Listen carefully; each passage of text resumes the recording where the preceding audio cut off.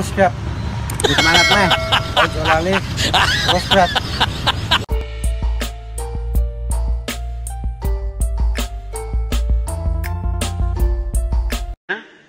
Mulai Senin tanggal 14 September, kegiatan perkantoran yang non-esensial diharuskan untuk melaksanakan kegiatan bekerja dari rumah.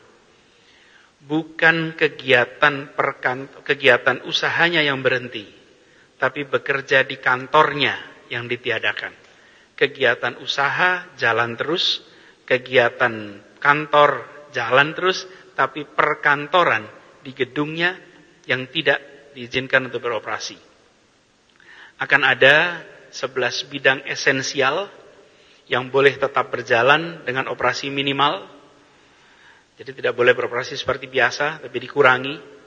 Dan perlu saya sampaikan bahwa izin operasi pada bidang-bidang non-esensial yang dulu mendapatkan izin akan dievaluasi ulang untuk memastikan bahwa pengendalian pergerakan kegiatan, baik kegiatan usaha maupun kegiatan sosial, itu tidak menyebabkan penularan.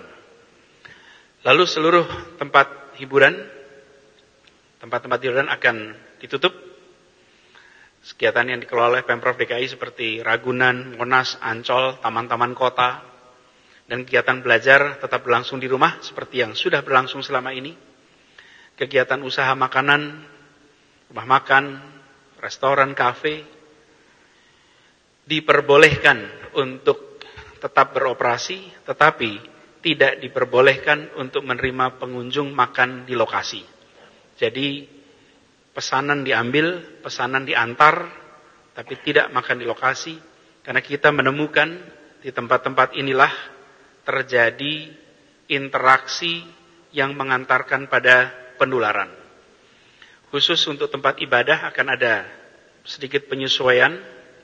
Tempat ibadah bagi warga setempat masih boleh digunakan asal menerapkan protokol yang ketat.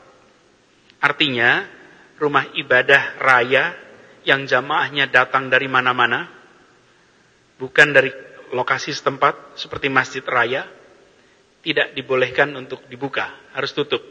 Tetapi rumah ibadah di kampung, di komplek yang digunakan oleh masyarakat dalam kampung itu sendiri, dalam komplek itu sendiri, masih boleh buka. Ada perkecualian. Kawasan yang memiliki jumlah kasus yang tinggi, kawasan-kawasan itu ada datanya, wilayah-wilayahnya, RW-RW yang dengan kasus tinggi, maka kegiatan beribadah harus dilakukan di rumah saja. Tapi yang lainnya bisa melakukan kegiatan selama hanya untuk warga di wilayah itu dan bukan tempat ibadah raya yang pengunjungnya, yang jamaahnya datang dari berbagai tempat di mana di situ terjadi potensi interaksi yang ada potensi penularan. Meski begitu, izinkan saya menganjurkan untuk lebih baik semua dikerjakan di rumah. Kemudian kegiatan publik dan kegiatan kemasyarakatan yang sifatnya pengumpulan massa tidak boleh dilakukan. Kerumunan dilarang, karena ingat penularan itu ada dalam kegiatan-kegiatan komunitas besar. Bahkan saya boleh menganjurkan kumpul-kumpul seperti reuni, pertemuan keluarga, dan lain-lain yang sifatnya mengumpulkan orang dari berbagai tempat, sebaiknya ditunda. Ingat, penularan di acara seperti ini potensinya sangat besar, dan bila kita merasa aman, merasa nyaman di acara seperti ini, hanya karena kita kenal dengan orang lain, potensi penularannya tetap tinggi. Lalu transportasi umum akan kembali dibatasi secara ketat jumlahnya dan jamnya. Ganjil genap untuk sementara akan ditiadakan, tapi bukan berarti kita bebas bepergian dengan kendaraan pribadi.